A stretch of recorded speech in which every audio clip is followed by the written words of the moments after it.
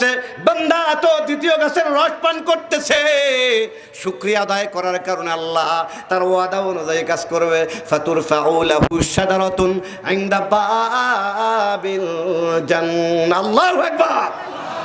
হিয়া আহসানু মিনাল উলায়াইন।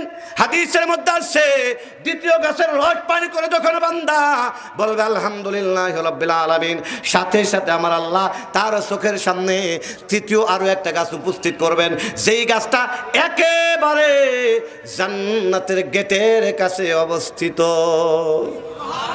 যেই গাছটা দেখতে হিয়া আহসানু মিনাল উলায়াইন, যেই গাছটা দেখতে একেবারে প্রথম গাছ এবং দ্বিতীয় গাছের চাইতে অনেক বেশি সুন্দর। এখন বান্দার কি মনে চাবে?